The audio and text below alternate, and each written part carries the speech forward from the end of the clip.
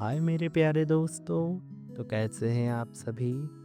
मैं आशा करता हूँ कि आप सभी अच्छे होंगे। और मैं आपका प्यारा दोस्त रोहित हाजिर हूँ एक और प्यार भरी समलैंगिक कहानी लेकर, जिसे सुनकर आपका भी ट्रेन की फर्स्ट एसी क्लास सीट में बैठने का मन करेगा। आज की इस समलैंगिक कहानी का टाइटल है ट्रेन में अंकल के साथ। अर्जुन 25 साल का नौजवान मर्द है। भोपाल शहर से है। अर्जुन अभी जॉब की तलाश में है। भोपाल में उसने जॉब का बहुत ट्राई किया, लेकिन उसकी बात नहीं बनी। इसलिए दिल्ली जॉब इंटरव्यू के लिए वो अपना सामान पैक करने लगा। रात 8 बजे की ट्रेन थी, भोपाल से दिल्ली की Punjab mail train. Arjun mummy papa से मिलकर 7:30 बजे तक भोपाल रेलवे स्टेशन के प्लेटफॉर्म नंबर 4 पर पहुंच गया और बोला, अच्छा है कि मैं समय से पहले पहुंच गया, नहीं तो ट्रेन छूट जाती। अब वो ट्रेन का इंतज़ार करने लगा। रात के 8 बजे Punjab mail train platform number 4 पर आ गई। अर्जुन जनरल डिब्बे में चढ़ने लगा, पर ट्रेन में बहुत भीड़ भाड़ थी और लाइट भी नहीं थी। अर्जुन बिना देखे जल्दी से ट्रेन में चढ़ गया और जैसे ही ट्रेन के अंदर गया और बोला, ये तो जनरल डिब्बा नहीं है, ये तो फर्स्ट एसी वाला डिब्बा है। अब मैं क्या करूं? जल्दी से जनरल डिब्बे में चला जाऊंगा। पर अर्जुन ने अपनी जेब में टिकट देखा तो उसे नहीं मिला। अर्जुन को याद आया कि ट्रेन की भीड़ भाड़ में उसका टिकट गिर गया। अब वो परेशान होने लगा कि क्या करें। एक तो टिकट भी नहीं है और ऊपर से फर्स्ट एसी वाले डिब्बे में, अगर टीसी ने देख लिया तो क्या होगा। खड़े होकर वो यही सोचने लगा। तभी वहाँ एसी डिब्बे में ब्रिजेश अंकल भी थे। वो बोले, क्या हुआ, तुम खड़े क्यों हो? अर्जुन सोचने लगा कि क्या बोलूं। तभी ब्रिजेश अंकल ने कहा, अरे बैठ जाओ, क्या बात है? अर्जुन ने कहा, मैं गलती से इस फर्स्ट एसी वाले डिब्बे में चढ़ गया और मेरे पास टिकट भी नहीं है। मुझे दिल्ली जाना है जॉब इंटरव्यू के लिए। ब्रिजेश अंकल ने कहा, अरे कोई बात नहीं, मेरे पास 2 टिकट है, टीसी से मैं बात कर लूँगा। अर्जुन ने कहा, मैं आपका कैसे शुक्रिया करूं? ब्रिजेश अंकल ने कहा, अरे शुक्रिया वाली क्या बात है। दोनों की थोड़ी बातें हुई। फिर अर्जुन खाना खाने लगा और बोला, अंकल आप भी खा लो। ब्रिजेश अंकल ने कहा, नहीं नहीं, तुम खाओ। अर्जुन ने कहा, अंकल थोड़ा सा खा लो ना। ब्रिजेश अंकल ने कहा, इतने प्यार से बोल रहे हो तो खा लेता हूँ। तभी ब्रिजेश अंकल को उनकी पत्नी लता का कॉल आ गया। ब्रिजेश अंकल फोन पर बात करने लगे। ब्रिजेश अंकल की पत्नी लता ब्रिजेश अंकल को हर छोटी बात पर ताने मारती, बुरा भला सुनाती रहती और कॉल पर भी वो उनको ताने ही मार रही थी।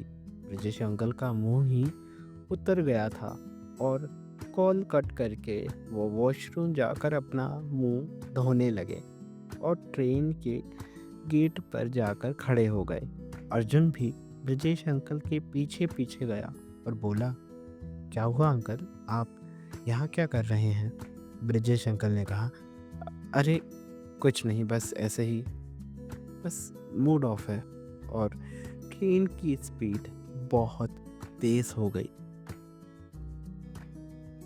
ब्रिजेश अंकल का पैर फिसलने वाला था।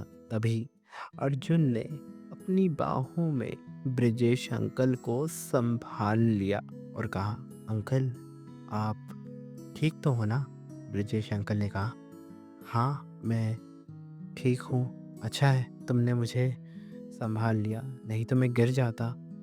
ट्रेन एक टनल से होकर जाने लगी और ट्रेन में अंधेरा हो गया। ब्रिजेश अंकल अर्जुन की बाहों में लिपट गए और बोले, मुझे अंधेरे से बहुत डर लगता है। अर्जुन ने कहा, मैं हूं ना अंकल, फिर डरने की क्या बात है इसमें? अर्जुन की बाहों में ब्रिजेश अंकल को प्यार का एहसास हुआ, पर जैसे ही दोनों करीब आए ट्रेन टनल से बाहर आ गई। ब्रिजेश अंकल ने कहा, अब चलो, रात बहुत हो गई है और सफ़र बहुत लंबा है, 8-10 घंटे का, तो चलकर सो जाते हैं। दोनों अपनी सीट पर आ गए और सोने लगे। ब्रिजेश अंकल का एकदम मुंह उतर गया था, तो वो अपने मोबाइल में कुछ रोमांटिक फिल्में देखने लगे और उसकी आवाज़ अर्जुन के कानों तक जाने लगी।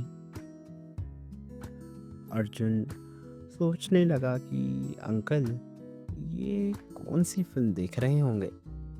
अर्जुन ने थोड़ी देर तक सुना कि आखिर ये कौन सी रोमांटिक फिल्म देख रहे हैं। फिर अर्जुन ने कहा कि अंकल क्या देख रहे हो आप इतनी रात को? ब्रिजेश अंकल ने कहा, कुछ नहीं, बस ऐसे ही। तुम्हें नींद नहीं आ रही क्या?" अर्जुन ने कहा, नहीं अंकल, अब तो नींद नहीं आ रही।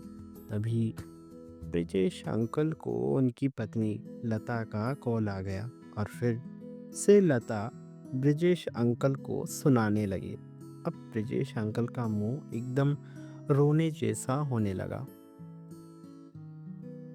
अर्जुन ने कहा, अंकल आप ठीक नहीं लग रहे हो, क्या हुआ? आखिर कोई बात है क्या?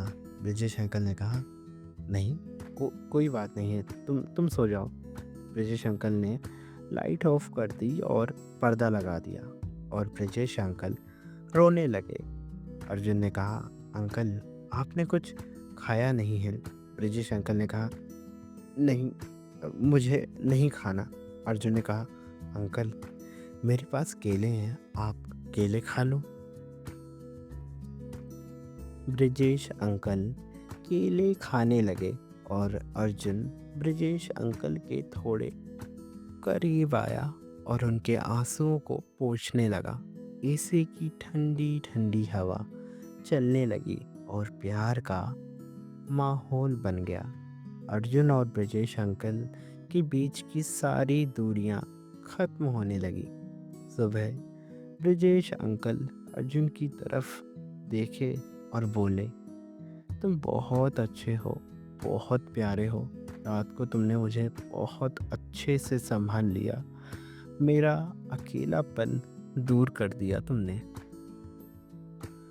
अर्जुन ने कहा, अंकल आप दुखी थे, मैं भी अकेला था, और अगर हम एक दूसरे का अकेलापन दूर करें तो इसमें गलत बात क्या है?